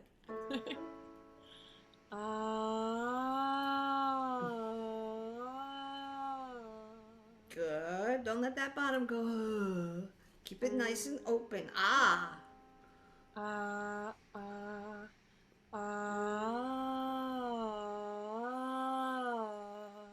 Okay, now, can you make that a little bit louder, like a 7 or an 8?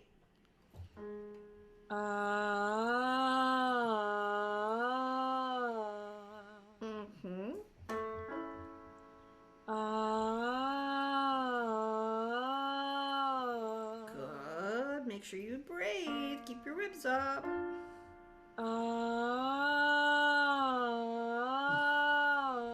Good. You're still controlling this slide, Toria.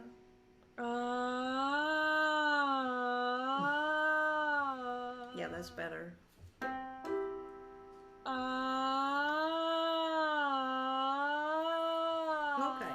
Okay, so those are good. These are things to work on. They have to do with precision, and as you get to be more and more virtuoso, you have to get all these little details to be under your control. Now let's do a little mixy stuff. We'll go to ah, and we'll start out with that same volume on the bottom. Ah.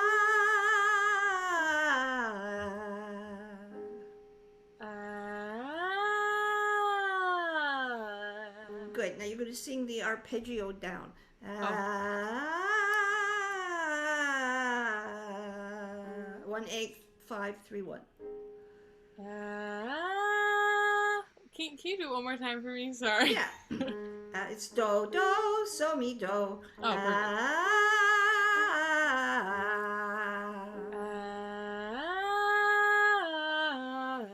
Good. But now your slide is kind of happening instead of you doing it.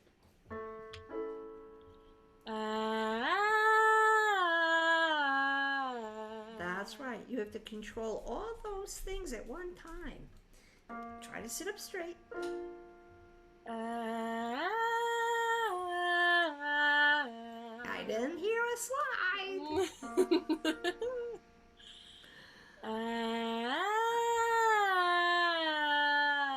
Yes, good. Your slide down is actually better than your slide up. Think a little more about the slide up.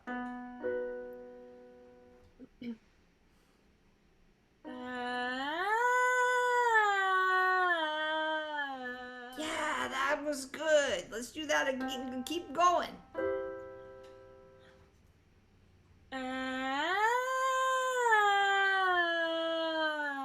Okay, so that time you fell off the octave.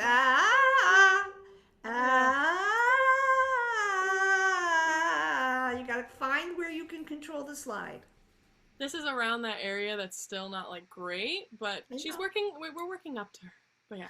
Right. Well, this is one of the reason we're sliding here is because it helps you regulate the amount of pressure and transition from chest to head. So it's okay if it kicks a little bit, but keep trying to come back to the slide because that's your most direct way to gain control over the pitch change and the volume. Okay.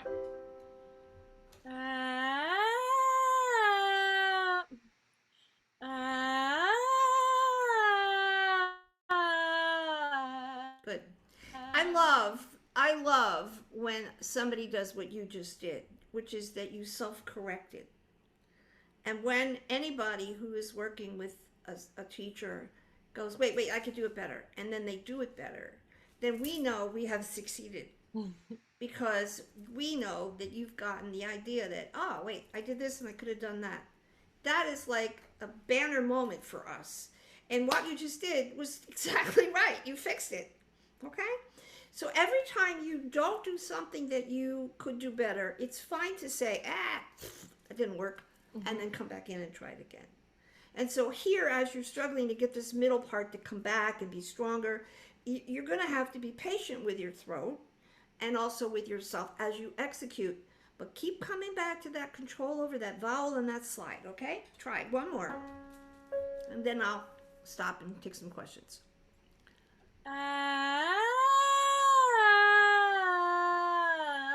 That's good. That's good. That was pretty even. Yeah,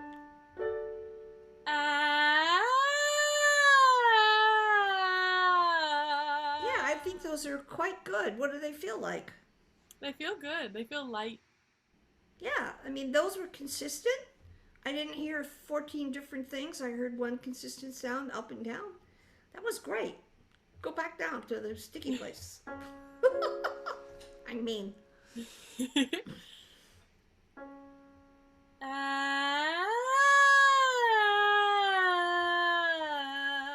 Excellent. Those are great.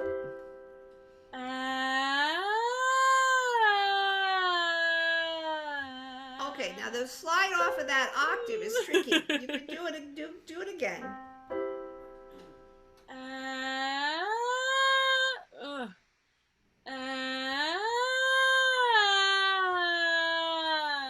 Right.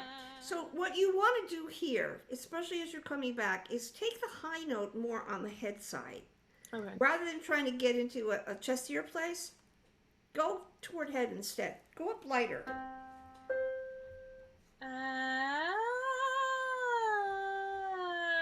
Right.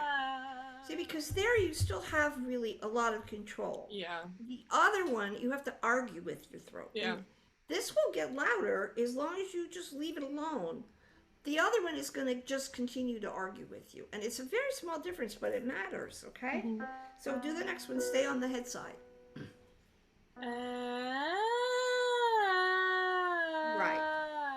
Right. Now, if you were going to try to build this up, you have to go back to those wonderful staccatos that you like so much. Mm-hmm.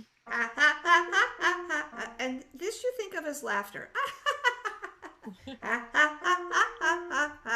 And those of you that are watching, since we can't hear each other, you do this too.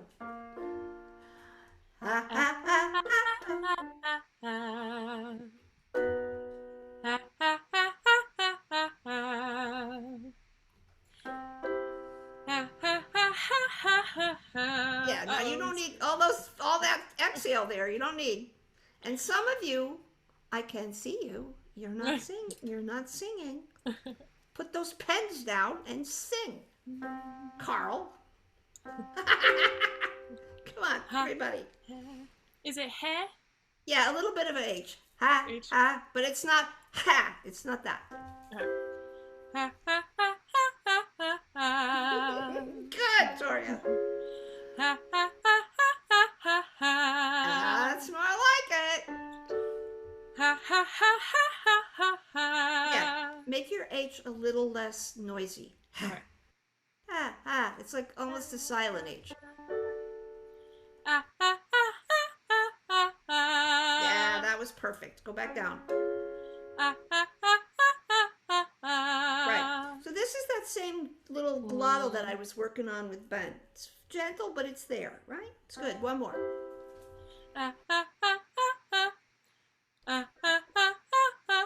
Yep, it's a fair fight. One more. That's Yeah. that little spot. I love it. I love it. Okay, let it crack. Right. There you go. It's okay. If you have to do it 3 times and it's the third one that works, that's fine. Okay? So I think you're well on the way back to being good as ever. And you're in really good hands. And you have a great voice. And I'm looking forward to seeing you on the stages of the world. Toria, thank you for today. Do you have any questions? I had one comment and then I have a question. If anyone Okay. wanted the vocal doctors that I went to, it was an awesome team. One of them's in Chicago and then one of them's in Boston. I can drop the names in the chat. They're really good. That Really would be great people. I can drop those in at the end. And I just have a question about warming up and warming down. Yeah. So sometimes I warm up too much and I fatigue myself, especially like in the space that I'm at right now. Yeah. And then warming down, just like how long should I be doing those warming up and warming down? Well, if you're not practicing technically to do function, 15 minutes is enough for a warm-up. Okay.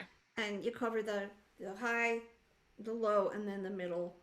Mhm. If you're working on technique, you could do half an hour.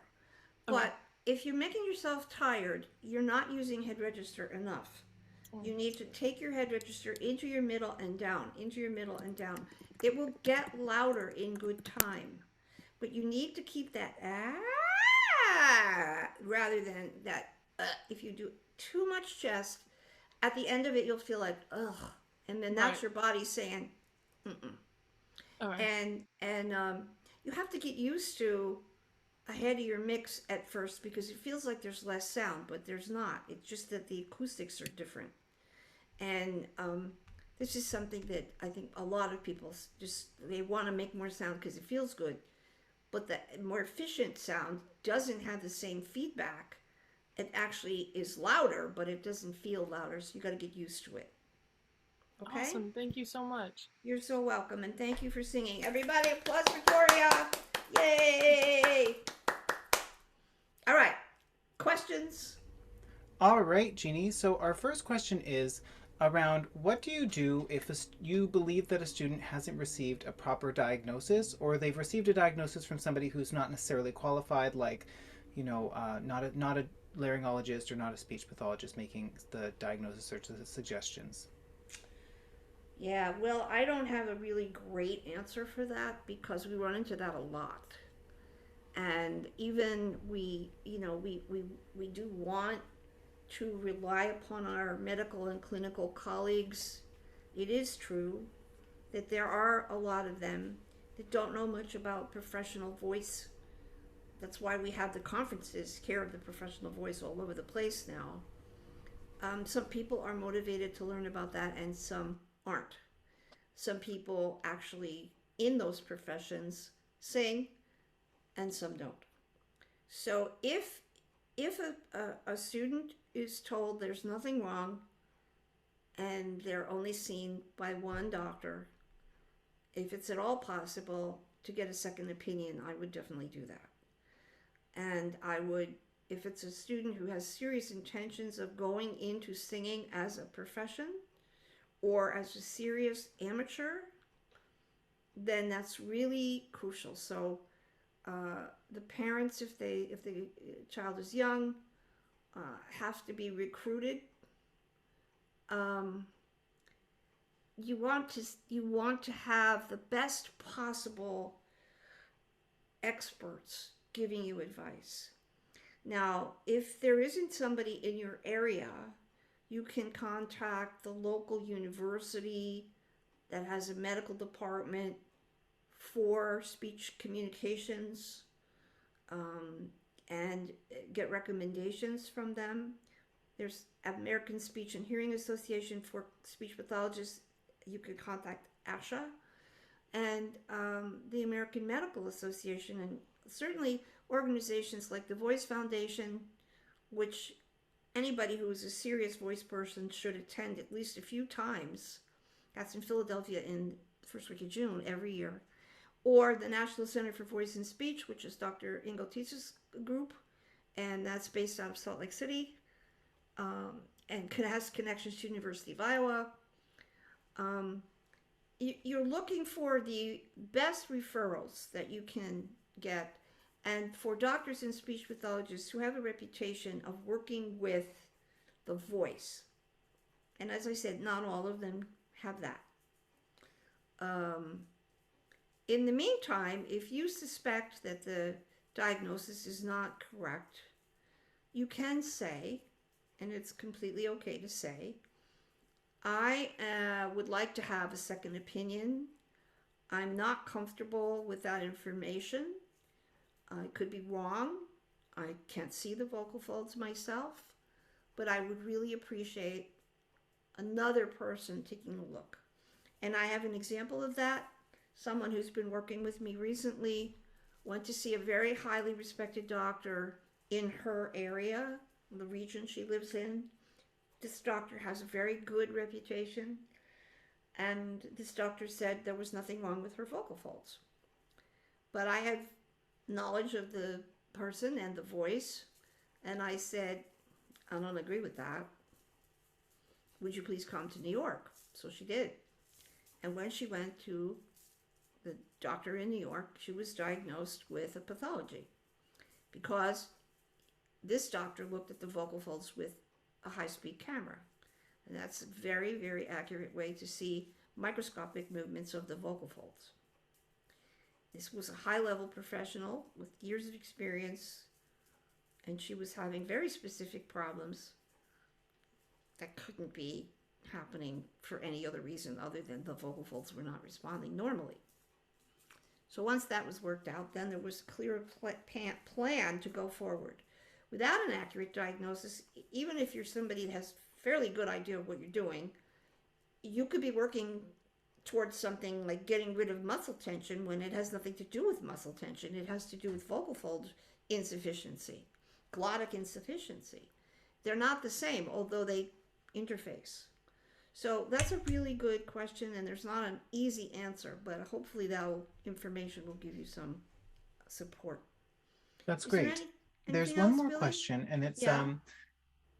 in a university setting, how do you recommend selecting repertoire when a student has an injury, but they still have the demands of the program?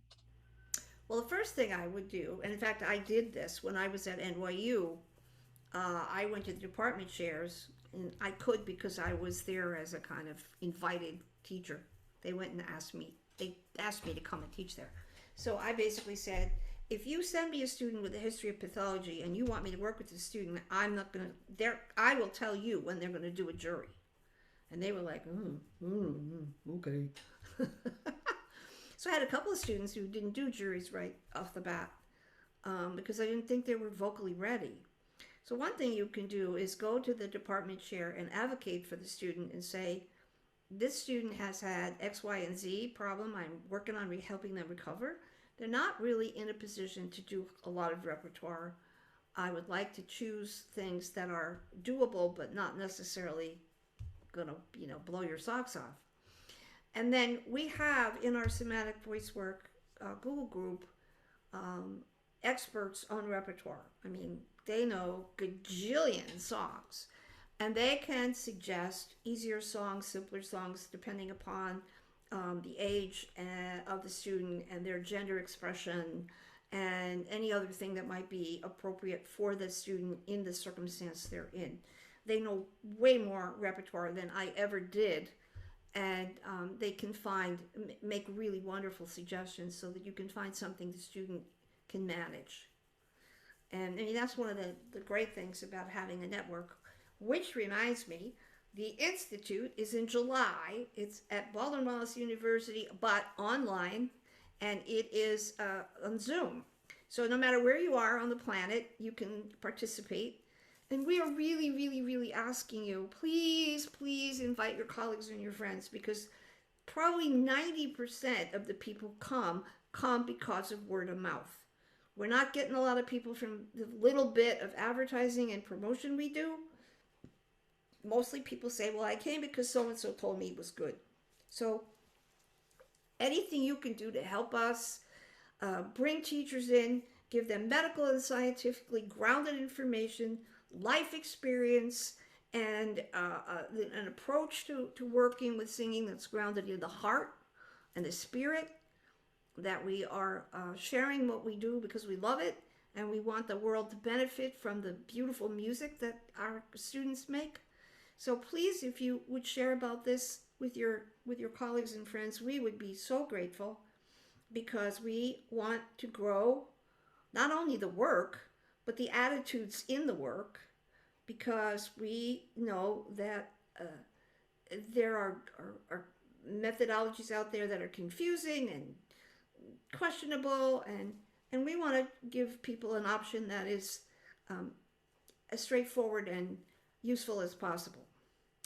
So I have to say thank you to Roseanne Fraley for letting me use her house, and thank you to Billy for choosing these wonderful singers, and thank you to Dr. Anita Kozan, who is our expert, offering a wonderful course on working with the trans and gender fluid, non-binary singers.